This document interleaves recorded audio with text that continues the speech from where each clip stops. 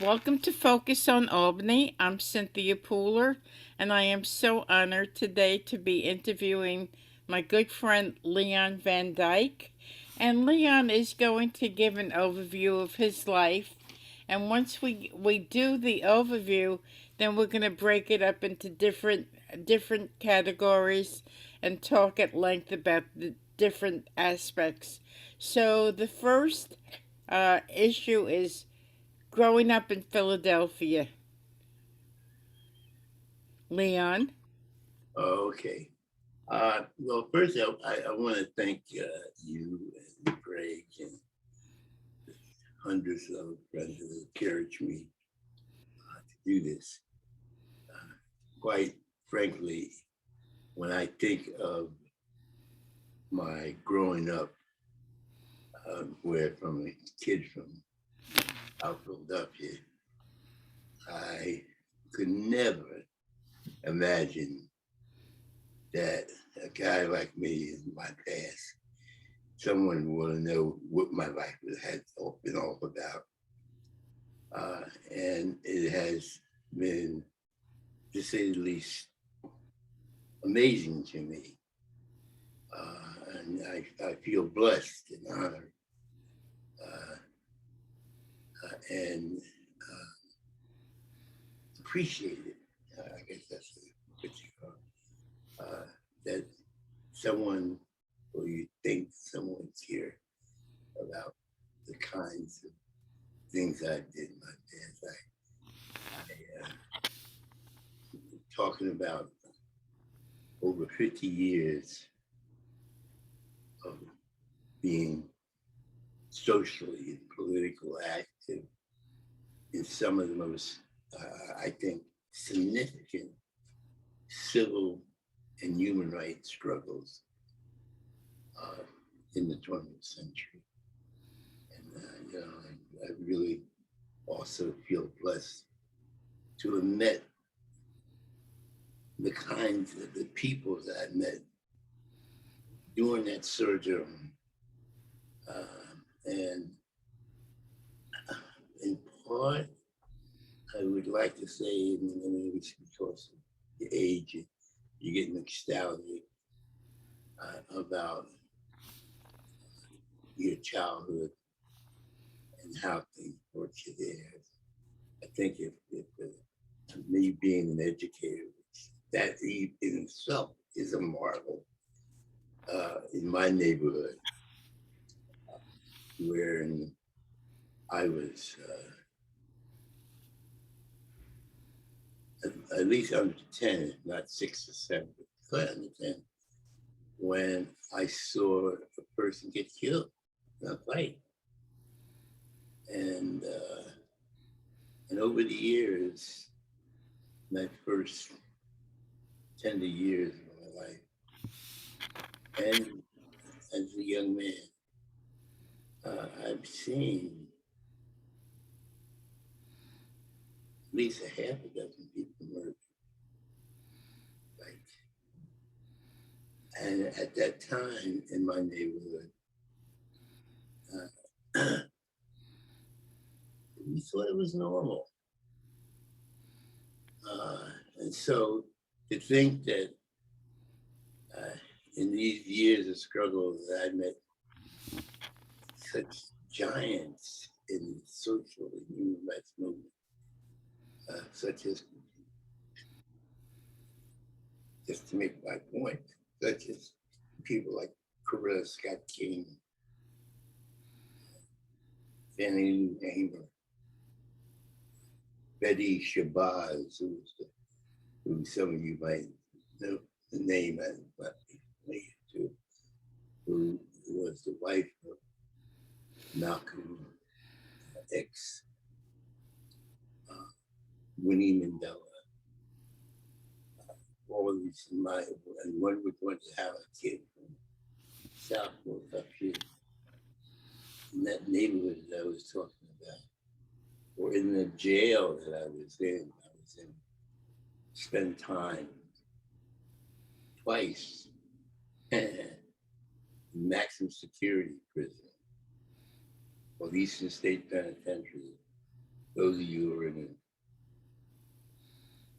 the field of criminology know what I'm talking about when I say that this is maxi security. We wake up one day and we see guys so depressed that they hung themselves with their own sheet. So to be able to sit and talk with some of the social giants of our time,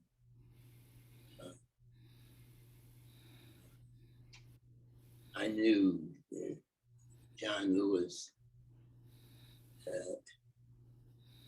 as a young man of 24, 25, when I met him in 1966. And he crossed over the Selma Bridge, Bloody Sunday, 1965. I knew people like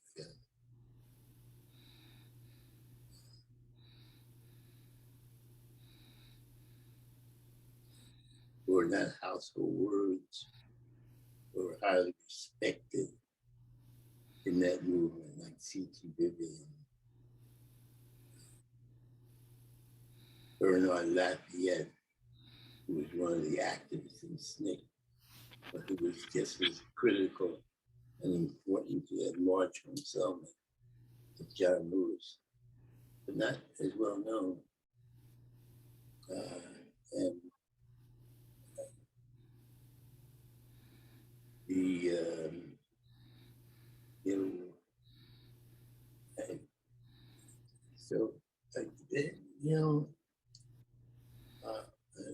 so when I look at that, of the things that I was involved in,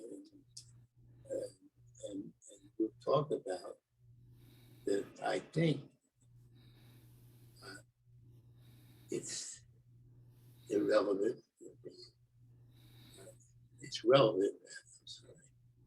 I think that it's relevant to the movement of the day. The issues that we're talking about. I was just watching TV the last week or 2 weeks, and we were very present about voting rights. Well, that was the issue there. Back in the 60s, so it's very important for us to where we're at. It was the issue when they signed the Constitution, who would vote and who wouldn't vote. And when the signing of our Constitution, and even the big lie, that they talk about Trump and the big lie that he didn't lose the election. Well, I would argue that's no less than the big lie that Ben Franklin talked about after the signing of the Declaration of Independence. That what they adopted, the founding fathers adopted, was a democratic republic. They differ. We know this. What does it say about us? We know that women couldn't vote when they signed the Declaration of Independence. Blacks and Native Americans couldn't vote. White men who didn't have property couldn't vote. How the hell is that a democracy? And it's not to denigrate the founding fathers, that they didn't make a contribution to democracy. There was many who argued that they would have liked to did that, but it was an experiment.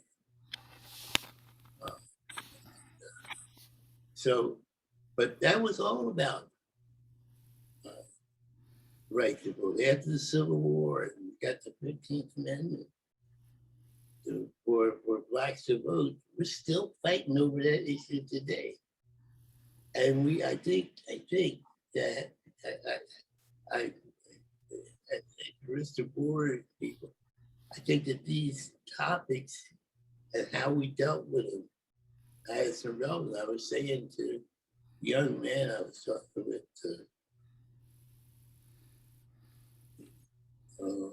about last year, and, and he was talking about it. See, he was depressed in terms of us about the vote, and we seemed the conservatives seem to be going forward. We seem to be disorganized. And what could we do? And the thing of it is that we made changes. That's one of the things I think that's throughout these topics that we'll be talking about. Growing up in Philadelphia, the brothers who that was a significant part of my life. It changed my life. It saved my life. My being involved in it, I don't know where I would have been at if I hadn't gotten involved. I know where a whole bunch of friends of mine who I went to school with and lived in the old neighborhood, a lot of them died at a young age in a violent life. And I have no reason to believe that would not have happened to me, no matter how lucky, that. But I mean, I recall so many times in my search for social justice, I said to myself, how the hell did I get here? Some of my old buddies in Philadelphia, when I'd go to visit, because I'd always go to visit the family, always at Thanksgiving and Christmas. We always went back home for Thanksgiving dinner. And I kept that tradition up. All of them passed away. With my daughter, my oldest daughter, 50 years old, which is an absolute blessing to me. Brings a smile to my face every time I think of her. I used to bring her to Thanksgiving dinners to meet her aunts. My mother had 3 sisters, and she was able to meet most of them before they died.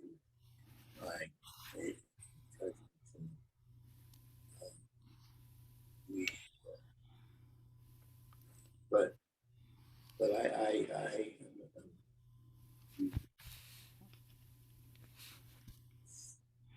one. So Leon, you how old were you when you left Philadelphia? I left Philadelphia when I was about 26, 27. I'd come out of, my mother lived here. She worked for the nurse's aide for Albany Medical Center. She worked, God rest her soul, she worked for Albany Medical Center for 35 years, 40 years. She got a big retirement. She was a nurse's aide. She was like a fixture there. But so I came to see her. I hadn't seen her for about 5 years because I'd spent 4 of my years at the Eastern State Penitentiary, as I mentioned to you. And so I came to see her. I got out of jail December.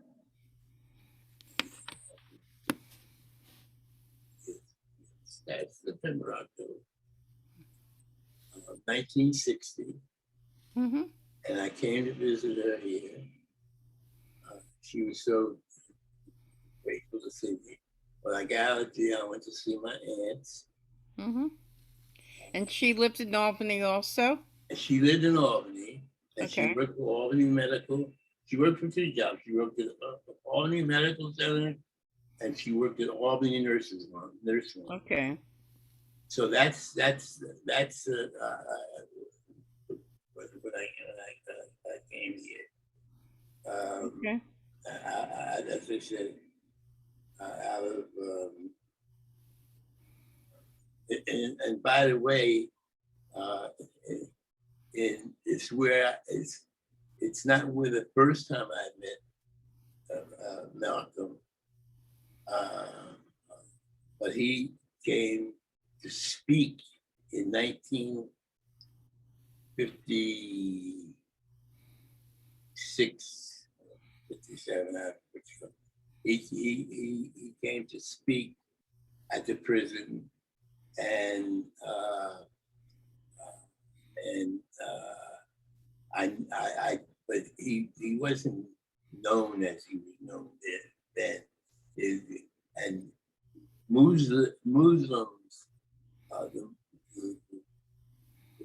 black Muslims, as they call it, or the Nation of Islam, as they prefer to be called, they're people that they really organized with street black males like myself during that time. They were very effective in attracting us. And I was at that time, I was very well known in my neighborhood, like your neighborhood, South Pacific. You're talking about 10, 15 blocks, maybe 250,000 people, you know.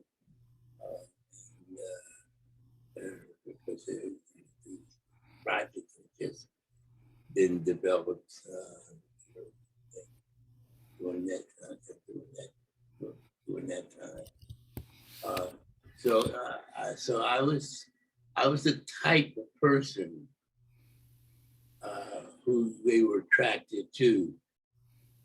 So Malcolm spoke. I was not. What he was talking about is things I had never heard before. Talking about the white man being the devil. I said, oh, that makes sense to me. I never thought of it that way, but but I at the same time I wasn't. I had a lot of friends who joined the Muslims, but I was too street. I was more wrapped up in listening to Charlie Parker and Miles Davis, which was the new music of that day. It was, as a young man, I was born in 1934, you know? And so the kind of things that I was attracted to young men my age, this was before anything with the civil rights movement, not that it wasn't present, not that it didn't have people like Langston Hughes. I mean, I'm rambling here, but I was brought up reading black newspapers. That's when I look back, that's what educated me, about the world. I mean, my mother's sisters, my aunts, two of them went to the same church that Paul Robeson's sister went to.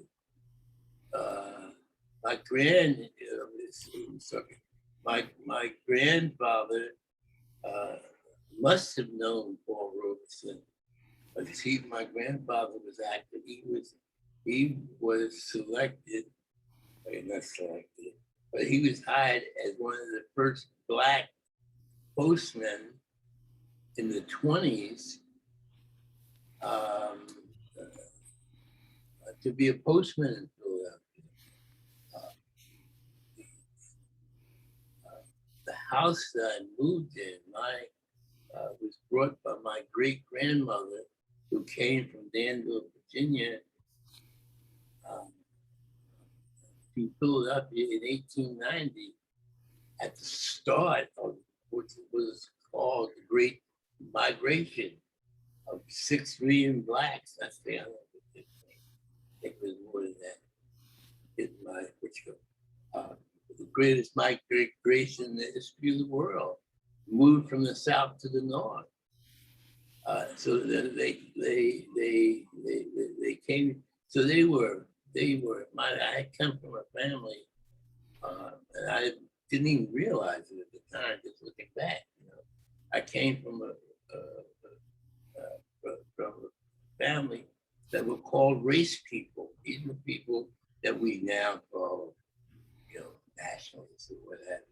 But I came from that that that that kind of family. The first church, the family church, when I was a kid, was Mother Bethel, which is the first black church in the history of the country. And it was known to have Harriet Tubman speaking there. Frederick Douglass visited there. This is before my aunts. We joined that church. But this was the kind of people that I was around, and some of these things must have stuck in, but I hadn't realized that as I said, I was used to having a double-breasted Boston shoe, designer still and more designer suits, but double-breasted suits and big hats. I mean, I grew up in a neighborhood where a lot of my friends, we grew up wanting to be with what kind of gangster we wanted to be. What reform school that we wanted to go to. I mean, and that was normal. It was normal to me. So when I see myself,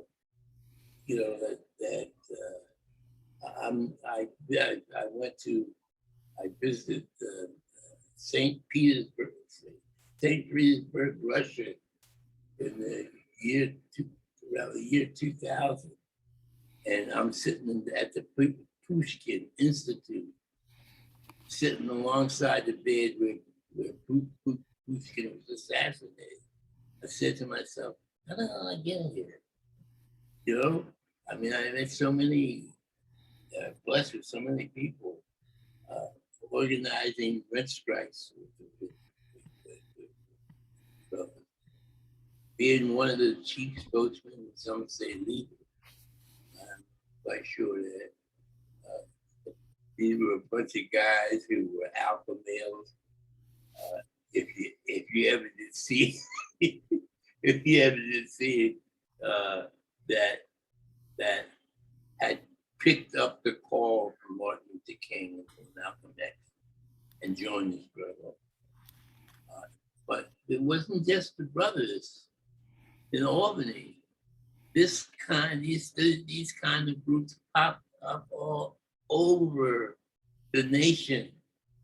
In the Chicago was the WSO organization, West Side organization, with a guy by the name of Chester Robinson. Which, if it wasn't for Chester and his organization ability, Martin King wouldn't have been successful when he came to Chicago to make his regional civil rights movement into a national movement.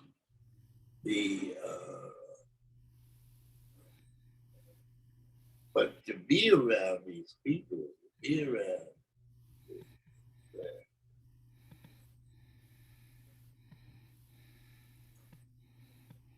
terms of organizing civil rights demonstration against the building of the mall, not just taking on the unions, but taking on the contract and taking on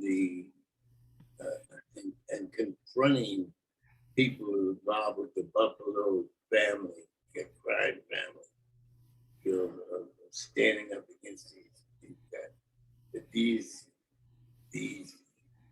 young men and women who took a risk took a chance of fighting for not just a job for himself, but a job for all blacks. To the point that this country, and you know, and,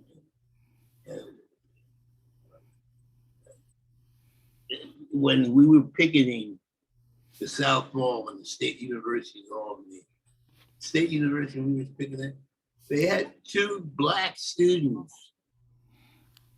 You know, when you think of most of our major universities at that time had not graduated one black citizen in the history of the country. Wow. You know, and you know, I remember taking a bus and going down to Greensboro, North Carolina, because the Klan had killed five communist workers and civil rights workers. And this is going down, and marching through those streets. And at the same place where the Klan had just killed 5 of going there, walking through the streets, the silence, and realizing that the same thing could happen, but having to demonstrate, because we knew that if we let them intimidate us, that could kill our movement. And that I remember sitting up, I don't know if that meeting Stokely was, but I remember in Washington, D.C. at the Harambe House. And the Harambe House was Howard University restaurant and hotel that they had at the Howard University, and sitting there. And these young men talking about how they had to go back down to register to vote, that they couldn't let the Klan, we let the Klan intimidate us in that. We let them scare us, it would kill our movement. And the sacrifice. So, you know, so I look at this modeling of selfishness, the sacrifice that people made. It shaped my life. It made me a young man, well, young man, in my late 20s. But each time I see it, you know.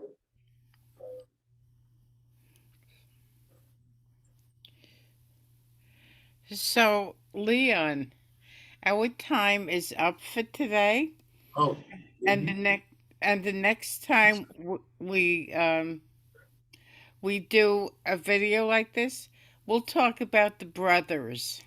yeah. Okay? Okay.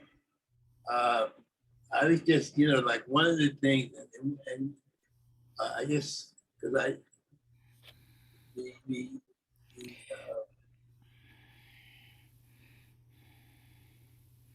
I, I guess that one of the things is, one of the significant things in the civil rights that we need to put down, which that this phenomenon of the brothers was not unique to Albany. Okay. These groups sprung up. In fact, these groups sprung up all over the country. A lot of times in the North, I'm talking about, Mm-hmm. right? That I found that when I go to conferences, go to conventions, and what have you, that the brothers weren't that unique. That King and them inspired the rebellion, the resistance.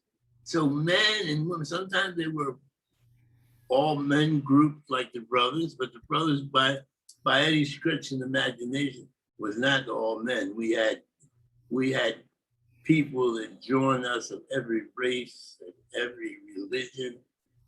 People, that it would, in and of themselves, became heroes. I think of Vera Michelson. When I met Vera, she was a student at Russell Sage. Mm-hmm. She was a junior or a senior. That's when I met her. Okay. You know, good. Okay, so we should talk about that in the next show because our time is up. Yeah, no, I know. I know it's up. I'm just giving some why I think of that. Get some Okay. grist for the mill. Yeah, So you so know. you've been listening to Leon Oh, VanDyke. I'm Cynthia Pooler. This is Focus on Albany. Leon, it's a pleasure talking with you, and thank you everybody for listening. Have a I, great day. I, I feel as if I ramble too much.